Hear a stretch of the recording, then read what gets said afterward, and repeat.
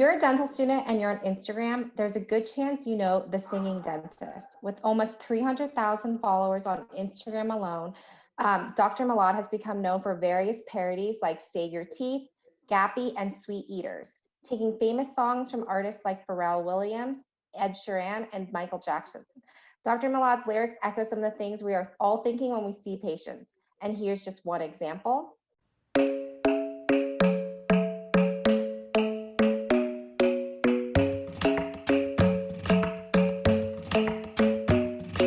The dentist isn't your favorite place, and I know you don't want to go. Me and my nurse sitting here, we're wondering why you hate us so.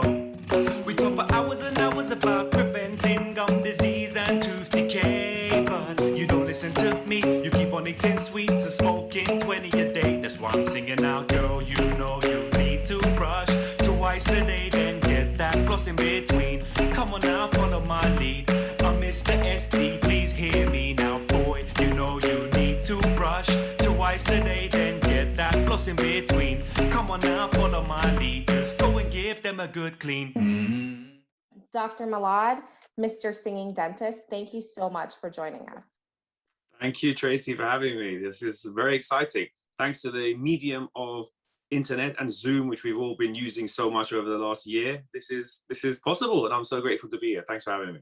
Thank you. So I was reading some of the interviews that you've done, and I know that you got started in 2015 when you were a patient missed a root canal appointment and you started making a parody to Hotline Bling.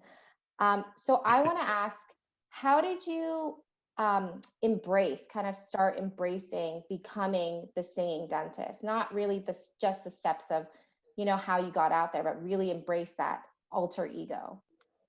So I think at first it was just a bit of fun, because it was never meant to be a thing. Like you correctly said, it just happened very accidentally. I did a freestyle. The song was on the radio, and I posted it to a friend of mine who actually put it online. So it was never like a strategy or I've seen it, written and, this is genius marketing strategy. It was never that. It was a bit of fun because I have a musical background, and I just thought I'd combine that with my dental background.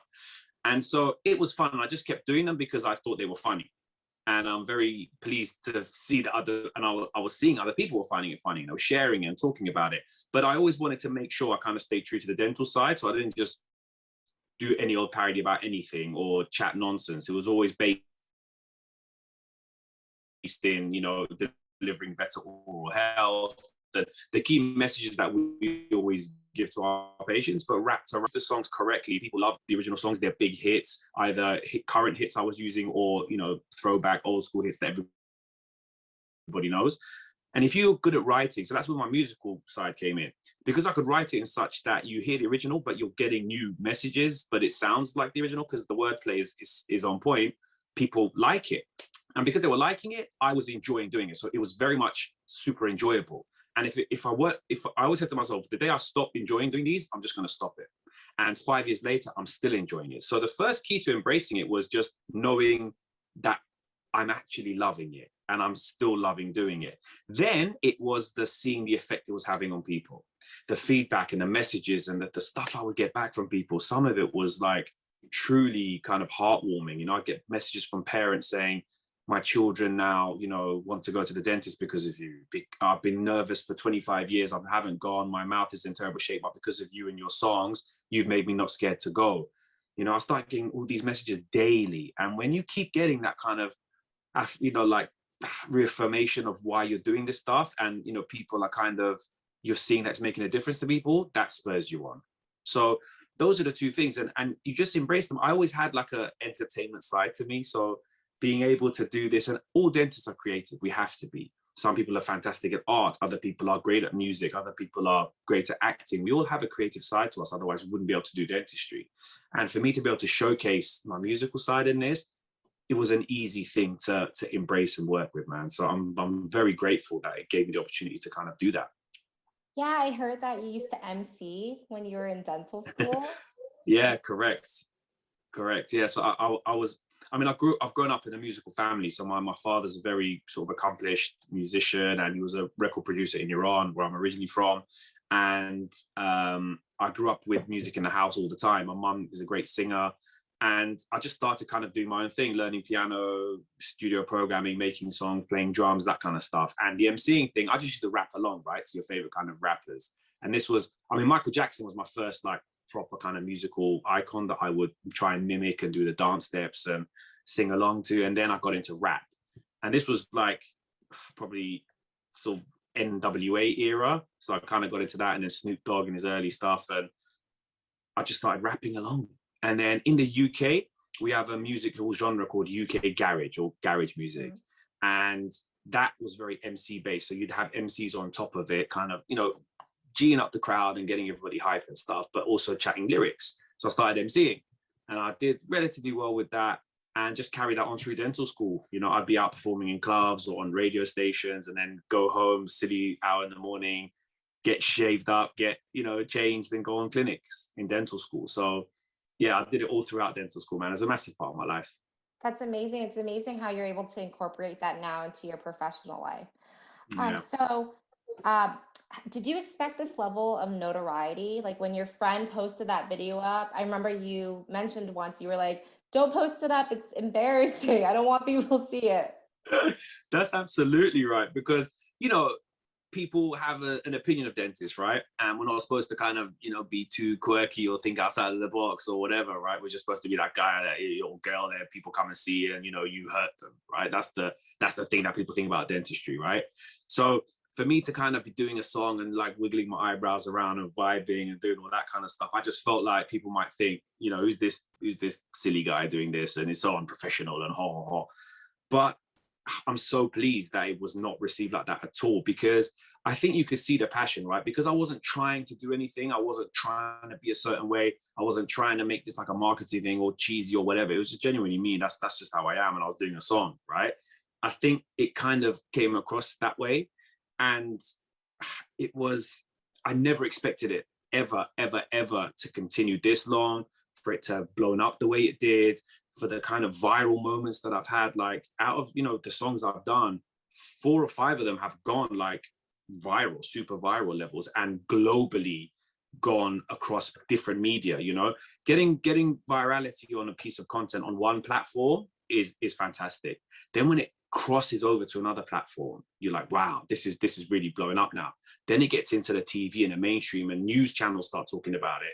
Talk shows start talking about it. They start bringing you on as a guest. It led me to be on television here in the UK as like a dental expert. So they would bring me out whenever there's like a story, I'd be the guy on TV talking about it. And there was never, ever before like a TV dental entity out here in the UK to that level at all. There was doctors, but never dentists. We never really get that kind of light to talk about our industry. So it's been mind-blowing. And every time I always say this to my wife, I'm like, you know what, if this all ends now, we've what a journey, man, it's been.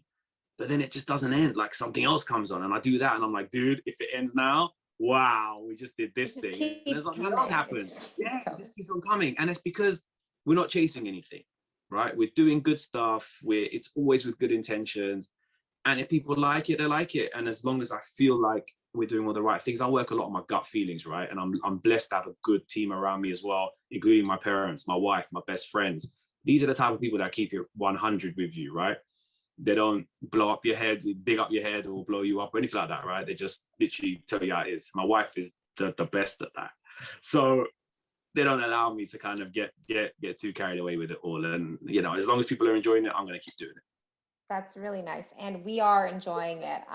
I noticed that the newest video I think you made, the virus baby one, was on CNN and like NBC, and that was a huge hit. And that was your first, I think, non-dental parody that you made. Absolutely right. Yeah, absolutely right. So that was last year now, I guess March time last year, around that time, when the, you know, coronavirus thing was kind of starting to, you know, people talking about it. Like in the UK, we had this big panic buying spree where people were going to all the like supermarkets and buying toilet paper. It was like the weirdest thing. Like, why? What is it about toilet paper that people think? Yeah, if it's like a pandemic, I need lots of toilet paper in my house. Anyway, it's as opposed to like other key ingredients like food. Anyway, so that's why I kind of mentioned that in the thing. And I thought, you know what, maybe I should do something about this because it's so topical, but I've never done a non-dental thing. But then I was like, all right, well, look, I'm a singing dentist. I sing songs and I'm a dentist. It doesn't always have to be about teeth, right? Let's just see if we can get away with it. And I did it, and it went like super viral again. You know, it broke out of Facebook and it went across platforms, and media companies got a hold of it, and everyone was talking about it. And that really opened my eyes to think, wow, okay, well, maybe people just kind of enjoy the way I do it, because there's so much parodies out there, right? And I know, especially like in the US, not so much here in the UK, it started a bit, but like all the dental universities, I know you have like an end of year kind of review thing or whatever. I've seen loads of universities do great dental songs, but they're always like properly produced. You know, it's shots of you guys in the clinic, you're doing stuff. It's like a music video. With me, it's live, one take, me and the selfie camera. And I record them on my phone. I just set the phone up on a tripod and just rap down the barrel in one take. There's no editing, there's no chopping. Couple, like the Thriller video, yeah, was like a music video because I wanted to try something different, but almost all my parodies are just me in one take. And that's where the music stuff comes in. I can deliver a performance down the barrel. And that kind of style seems to work with people because it's like intimate, right? I'm kind of talking directly to you. And yeah, the Virus Baby one did numbers, man. It did bits, which is great, you know. So I'd like to do more, but I always want it to be health related. Like if I just started doing a parody about, I don't know, you know, washing your car, like it just wouldn't make sense. Yeah. So I will always want to keep it kind of educational and have a purpose for it. I've created another entity now, which maybe we'll just have fun with and do some other things with. So there's something else out there right now that we can maybe do. Forward to. Yeah, actually, the video is out. It's out. Yeah, basically, I've created a boy band, and the boy band, it's 5 members, 5 guys, and they're all me. Oh. But like, are you doing like a cappella kind of? Like full blown Backstreet Boys. Okay. You know, 90s New Kids on the Block style and like UK boy band style. And there's 5 different characters. Like all the guys you get, there's like the cool guy, there's the kind of sweet boy, all of that. There's wigs involved, there's, you know, fake tattoos, there's all of that. And the band is called Gums and Noses.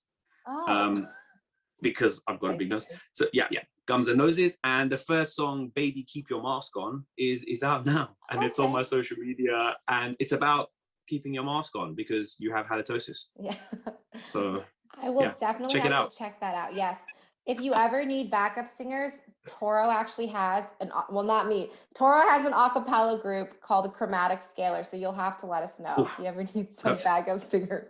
See, this is one element though, right? I'm horrible at singing, which is what I think also adds to the effect of what I'm doing. Because I think if I was like a proper good singer, I don't think it would be as sort of comedic / charming, because the fact that I'm kind of terrible at singing is, I think, what adds. I mean, I can hold a tune, but I'm not a singer. I can rap, but I didn't want to be the rapping dentist. I just feel like that wouldn't have had as much kind of appeal, right? So the singing dentist, it gives me an opportunity to do everything, but I'm a horrible singer, which is, I think, useful. And that very much continues in Gums and Noses. So check it out. I'm excited for that. So kind of going into what you were saying about when you first put up your friend put up that video and you were concerned about how it would be perceived.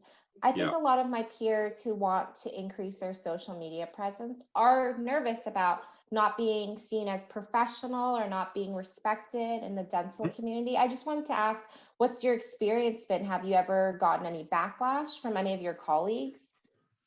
I don't think never backlash. I'm 110% sure there's going to be people out there that hate it. There's going to be people that think, oh my God, what's this guy doing? It's so unprofessional. What a fool, what a clown, what an idiot. You know, look at what he's doing to our industry. There's going to be that. But there's going to be that in any industry, in anything you do where you stick your head above the parapet and go, hi guys, I'm doing something different. You're going to get haters, especially on the internet. On the internet, you're going to get haters for absolutely, no matter what it is, there'll be some trolling. You could have the most cutest video of a baby kitten. Oh, look, it's the most beautiful thing in the world. And someone will comment on there, I hate cats. You know, it's just the way it goes. So you're never going to please 100% of the people 100% of the time. But if the majority of what you're doing, the feedback is good and people are enjoying it and it's making a difference, for that one person that you make a difference to, it outweighs all of the negative stuff. Now, if there's hundreds of thousands of people saying you're doing a great job, and there's a handful of people that don't get it, that's great. there's things I don't like that other people love. That's just human nature, and that's fine. In terms of the industry, everywhere I go, it's embraced. People are so complimentary. People are so kind of thankful, I guess, for showing dentists in a different light. You know, the feedback I get almost everywhere I go is, oh my God, you've done so much work, such great things for our industry. Patients now are less scared to come to the dentist. You raised awareness. You've kind of shown that we have a humorous side. You've given me the confidence to show my singing side or my art. I've created an art page now where I'm kind of showing it because you set the trends to say that we can do that. And I've been doing this 5 years now. And since I've been doing it, I've seen way more people putting stuff and being more kind of in the face and not camera shy, and showing their personality and doing crazy stuff. And there's fantastic dentists out there right now, especially coming out the UK. Like, you know, the dentist, the orthodontist guy. Mm-hmm. Dude, check out his socials. He's blowing up on all platforms, and the guy's high energy, pulls faces, talks really, really, you know what I mean? So I think it's fantastic that we're able to now do this, and social media provides us the platform to do that. So I don't, that kind of stuff doesn't bother me, negativity, things like that, because I believe in what I'm doing, and I believe that there's always good behind what I'm doing. And because I truly believe that, it doesn't make a difference if other people don't get it. That's a really good point. And I think what you mentioned before is people can really see the passion through your video. So what is there to criticize? You know, you're putting out great messages out there for patients and for the community. So it's hard. We try. Yeah. So I wanted to ask how your success in social media has impacted the way you practice dentistry. Like, I'm sure your practice has exploded, and patients, I'm sure you're getting patients from all over the country, all over the world. And so how has that impacted the way you practice at all? So not really. And I was saying this again, literally to a patient last week, because it's strange. What I do get a lot of the time is people come in, they kind of put their head around and go, oh, you're still here. I'm like, where would I be, dude? They're like, oh, but we thought you'd be in Hollywood by now. You know, we thought that, you know, you'd have retired and been like a global superstar. I'm like, no, man, it's still me, dude. I'm still here. My fees are exactly the same. They literally haven't gone up in 5 years. I don't, why would you do that? Like, ultimately, I'm still the same guy. I'm still the dentist guy, and, you know, come and see me for your teeth and all the rest of it. I'm very lucky in the clinic I work. So I own the clinic. I've got 4 other dentists that are fantastic there. I've got a great team of people. So I'm able to delegate a lot of stuff because I've kind of more like honed in my dentistry on the kind of more cosmetic things now. But to be fair, that was happening even before the singing dentist thing. So the thing with the singing dentist, it's the type of patients that now want to come from all over are the super nervous patients, because they feel like they know me. I've kind of established rapport with them without ever meeting them, but they've met me on the internet multiple times, and they feel like they know me, and they kind of message me like, dude, I don't think I can see anybody else except you. I'm like, all right, no problem. Where are you based? Like 400 miles away. I'm like, are you sure? Like, this is where my clinic is, man. Like, you sure? I'll come. I'm like, all right, it'll be a pleasure. Come. And then I enjoy that process of taking someone who's super nervous, giving them confidence in dentistry, building them up, acclimatizing them, being that person that can help give them some confidence back. And then they can hopefully find a dentist closer to them. And because I now know so many dentists across the UK, I can put people in touch and be like, look, I've got this lovely patient, they're ready to rumble. Can you now look after them? Because they're really close to you. It makes no sense for them to travel 4 hours to see me when you're right there, man. Just, they're good now, you know? So that's something I've been really able to, that's something I'm very, very proud of and passionate that I'm able to do that. Clinically, I actually work a bit less now than I used to. But again, that was even before singing dentist. So I've got 2 young children. I kind of reduced my clinical days when my daughter was born, then I dropped another day when my son was born, because I just wanted to be around, man. One of the beautiful things of dentistry is it's a career. It's a long-term thing. So if I decide that now, you know, for the early stages of my children's life, I can reduce a bit of my clinical work, as long as my practice is doing well and I've got a great team that I trust, I'd rather do that now while my kids are young, and you don't get those moments again, right? So when they're older and they don't want to be around their dads, I can always go back to work 5 days a week. And I'm sure that point will come, you know, when they're like, Dad, can you just drop me off around the corner? I'm like, oh, they don't want to be seen with me anymore, you know? So when that happens, I'll be like, listen, go to school by yourself. I'm going to work 5 days a week, peace. So yeah, I'm very blessed that I can kind of tweak my work to suit the things I'm doing. And also to be prolific on social media, to have time to create content, to have your content strategies, you need time. It almost becomes a full-time job in itself. And off the back of everything, I've launched other businesses. There's some dental products launching literally next month. It's taken a long time to get it ready, but we've got products coming out. So all these extra things, you can't do that if you don't have time. So I'm very lucky that I've been able to, you know, delegate my clinical time as well as all the other stuff. Yeah, it's so impressive that you basically have 2 full-time careers, and on top of that, being a father to 2 young children. Yeah. It's amazing how you're able to balance all of that. And any tricks? Because I don't know, we definitely need to know better time management as always. That's number one, better time management, and actually kind of having protected time for certain things is really difficult because, you know, things will happen on social media you've got to be super responsive to. So although there'll be days where I want to have like a phone in the drawer day, you know, where I just literally put everything away and I'm just totally on with my family or whatever, but something will happen in the morning, like there'll be a breaking thing. Oh my God, I need to maybe create some content that's relevant to this or whatever. So I'm very lucky. Number one, time management for sure. Number two, your team.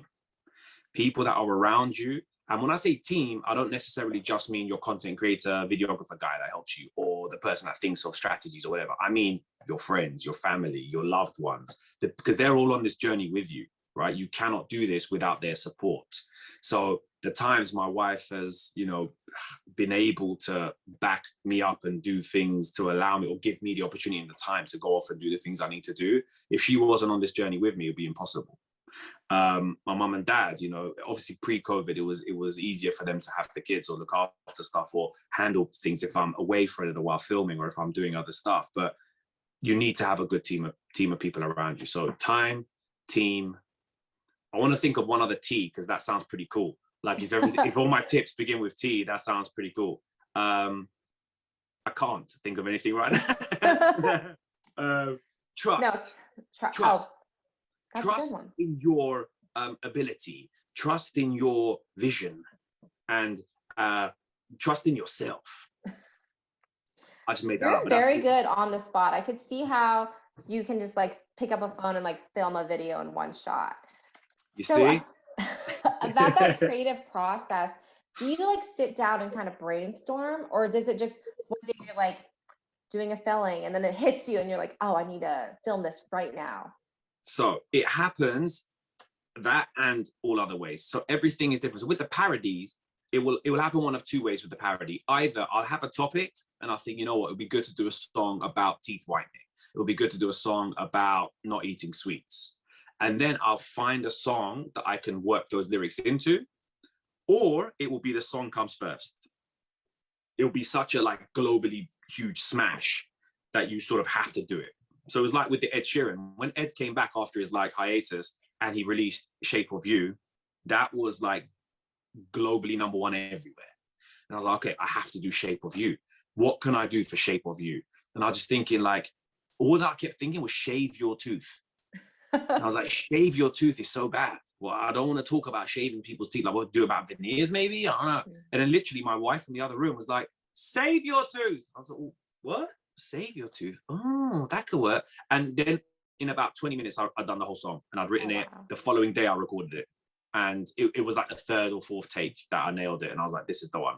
And in that one, I have a lot of props. Like I pick up, you know, a little kind of indent and I pick up stuff and whatever. So that's how that one came about. Then like 3 months later, Despacito came out. Wow. And again, like 300 million views on YouTube like in a day or something. I was like, dude, I have to do Despacito. But #1, I don't speak Spanish. #2, what am I going to call it? And then again, my wife was like, take a cito. Great, take a cito. Now I need a Spanish friend. So I found one of my homeboys speaks Spanish and I was like, dude, I need you to help me write this and I want to say some Spanish. So he gave me some Spanish words and we went back and forth and I had to make sure my grammar was correct in Spanish. And then we did Take a Cito and that did like 46 million views on one platform. And that went mad as well because again, the song was blowing up. And, you know, Take a Cito. I heard you broke your tooth eating a Dorito. I mean, why is that? That's just genius, right? So we did Take a Cito. So it happens both ways. And then other bits of content will just come off what's happening in the world, right? Or something will be going viral already. or like these trends, right? There'll be a challenge that comes out or a trend or whatever. And I always try and put a dental spin on the trend. TikTok is fantastic for that now. I mean, they're literally coming up with challenges and dances and trends. Like every day there's about 10 of them that come out. So I'll get kind of some inspiration from what other creators are doing, and I'll put my own version, my own dental spin on it. So that's the creative process. Some things I really think about, other things you literally have to do then and there, or it's just not hot. Like I forgot, did you know this bus it challenge that was going out? Did you see that? The bus it challenge? Yes.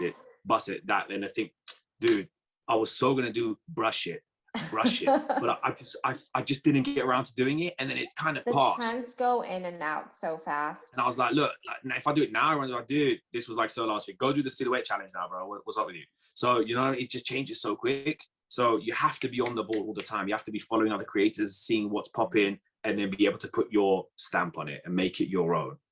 Okay. So yeah, the creative process is different every time. So your advice to dental students is, how important do you think it is for young dentists to establish themselves in social media and kind of have a social media presence? And I guess any advice to those students who are looking right now to start that? I think it is important because the world in which we live now moving forward, social media is going to play an integral part to marketing, right? Especially in the UK, I can definitely speak from my experiences over here. If you don't have a social media presence, you're missing out on a massive opportunity to speak directly to patients, to market your abilities, your skills, your clinic, the type of treatments you can offer, to showcase yourself as a clinician. And it's almost like a way of life, right? Now, it's ever changing. So you might set something up now and think you're okay, but that's never the case. There'll be a new platform. There'll be a new way to work within the algorithms of your existing platform. There'll be even more tools that platform brings out to increase the engagement and blah, blah, blah. So it is an ongoing job, right? But it's like anything else. Back in the day, people would have had this problem with print media. You know, that was their marketing, like putting adverts in newspapers and keeping on top of that, or putting adverts, commercials on the TV or on the radio and stuff like that. So now we have social media. It is just, I think, an unavoidable part of what you do. Now, what you decide to share on social media, that's down to you and your preference. I think for the type of job we do, if we were all anesthetists, it doesn't matter because the patient doesn't really interact with you. You see them at the start and you go, I'm going to be the one putting you to sleep and I'll make sure you don't die.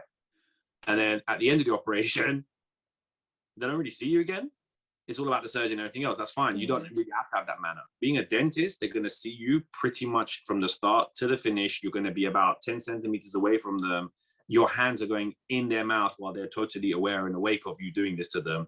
So you have to have some rapport with them. Yeah. Without rapport, you've got nothing. And to show a bit of your personality, I don't see anything wrong with that. To show that you're passionate about something else, do it. Now, if you're passionate about, you know, if you're an MMA fighter / dentist, maybe don't put loads of content of you smashing somebody's face. Maybe ease up a little bit of that. Maybe talk about the motivational aspects of the martial arts that you're doing and how it's taught you discipline and appreciation of things. But maybe don't have a video of you elbowing somebody in the mouth and the tooth coming out and then giving them a business card to come and see you the following day. I don't know. So you have to kind of choose what parts of your social side you show, but I see nothing wrong in showing that. And people want to know you, man. People want to get to know you. So I think that's okay. Just get the balance right and start now. It's never too late to start on social media. And I think you should have an account for sure. Maybe split a business one and a personal one. And then be always careful about the patient-dentist kind of relationship. You know, don't be like adding people in your business account and sliding in DMs and in your business account. You know, you got to keep that professional. That's really good advice. That's good advice. Because I know some of my peers have started creating that dental Instagram. And so I've started to see those starting to pop up. But that's good advice to start collecting content early and kind of being accessible. And you know what? Student content, I think is great. Like there's been a couple of guys and girls out here in the UK that have done that, and I've been following them as their students, and now they're qualifying, now they're becoming colleagues, and it's a great journey, right? For me to follow, so let alone for other patients to follow. I think that's fantastic, man. Ultimately, social media, a lot of it is about storytelling. You know, people want to follow you. They want to know what you're doing. They want to get to kind of know you. So if you're a student, people won't know what goes on in dental school. So give them a glimpse of that. Show them how cool it is. Show them how much work and time and energy you're putting into it in order to get to that position where they come and call you doctor and they come in and, you know, you're treating them. Show them it's not an easy thing, man. You guys are putting in the work. So I don't see that there's anything wrong with that. I found a guy recently, I forget his name now, but he was really, really good at that. And a very, very charismatic kind of Instagram account. I think American, actually. So yeah, I don't see anything wrong with that. Young dentist, I don't see anything wrong with that. And I would encourage people to do that. Just always be mindful, stay safe, stay professional. You know, I kind of tiptoe that boundary. So don't do anything more crazy than what I do. I think I'm probably like the upper limit of craziness. That's funny. So I have to ask, what is your favorite all-time singing dentist parody you've ever done? If I have to pinpoint one of them, it would have to be the Ed Sheeran one. I can't deny that, what that did for me. Prior to that, I'd had some good ones and, you know, some great like lyrical ones and a few viral ones. The Ed Sheeran one though, that was the moment where everything kind of exponentially went crazy for me. It just blew up on such a crazy level. It was literally on every big platform at the time. News networks from all over North America, all over Europe, South America. It was translated into different things. And Ed Sheeran himself heard it. They interviewed him on BBC Radio 1. He said he liked it. He said it was amazing. His team reached out. I got to go backstage at his concert at the Royal Albert Hall. I met Ed backstage and he was like, "Oh my God, you're the singing dentist." I was like, "Oh my God, yeah. Oh, that's amazing." And he was so nice. We got a nice picture together and he was like so complimentary about what I'd done. That was insane for me. When you parody something and the artist shows love, that's insane, you know? So that for me has got to be the one. And actually I would say a close second was the Ice Ice Baby one, because that was such a different thing for me to do a non-dental one. I was nervous about it because again, the content matters as well. I didn't want people to think I was like poking fun at Corona because it was such a serious thing. But I wanted to kind of, you know, make people smile at such a like off-key time. And, you know, people like, it was a lot of depression, a lot of uncertainty, a lot of bad stuff was going on around the Corona, right? So I wanted to kind of put a fun, positive spin, still give some education, you know, hand sanitize and don't buy loads of toilet paper. And that one was special to me as well. And Vanilla Ice shared it on his page. Oh, wow. I didn't know that. Yeah. And I messaged him, I was like, "Oh my God, dude, thank you so much." And he gave me like a thumbs up reply or something on the DM. So again, you know, when you hit the level of virality that the artist themselves sees it and shows love, you've done a good job, man. You've done well. You've done well. So yeah, those two I'd say. Ed first, that one. Bieber never showed no love on Despacito though, but that's fine. He was obviously busy that weekend, but it's all right. We'll let him go. You're such a big role model to our students about how we can impact our community outside of the dental chair and using social media to do that. Like you said so yourself, I think you're one of the most influential dentists that I've seen out there. And it really, I can only see your career growing more and getting even more popular, especially with your boy band, especially with the introduction of your boy band. Guns and Noses. Oh yeah, world tour is pending. That's going to be a hard one to perform live. I have to get one of these hologram unit things, you know. Yeah. We could put a whole show on with that. But no, I really appreciate you saying that, and it is genuinely a pleasure to kind of to do it, you know, and for it to be so well received, and now to be getting so much kind of love from abroad as well. Like obviously in the UK, people kind of know me and they know what's up, and I've met so many great people out here now, but to have opportunities like this to speak to you and to hear that people know, you know, who I am over there, and I get it from like European dentists and universities and stuff. It's just fantastic. It's great. Dentistry is a big industry, but we're still, you know, close. Like Small you world, can exactly. It's a small world. So to be considered like that is fantastic, man. And as long as I can make people smile, or you know, if you're telling me I'm inspiring people, that's just an absolute privilege to be put in that position. So I'll treat that very honestly and with care, and thank you very much. Oh, you're welcome. Thank you so much for joining us. And please, we obviously love your page. If you ever in the States, we would love for you to visit our facilities. You were requested by I would love students that. to hear talk. And of course, if you ever want to check in and see how our students are doing, please follow us on our social media, and we'll encourage everyone to follow Absolutely. you on Facebook, Instagram, TikTok. I know you have a TikTok now. Yeah, and at first, for like a good year of TikTok, I had no idea what I was supposed to do on there, right? And everyone was like, "Dude, you need a TikTok." So I just act dumb on TikTok. Like, I don't know what else to kind of do. I'm just dancing and wiggling my eyebrows around, and I haven't kind of gone fully dental on TikTok because, again, look, dentist is great, the braces guy is great. There's quite a few good dental guys on there, and I just thought I'd just use TikTok to act silly, man. So that's kind of what's happening on that at the moment. But no, 100%. You know, we'll keep in touch, and I'd love to come and see you guys. I used to go to the States a lot. I've got family actually, mostly in like the West Coast, so in Cali side, but New York, I do have some family there as well, and I'd love to bring my kids out there, and I'd love to swing by, man. When I'm in town, for sure, I hit you guys up before I come over, man. It'd be great. Yes, please. Hopefully it'll be simpler times and things will be open. So we're That's the we're thing. really looking forward to that.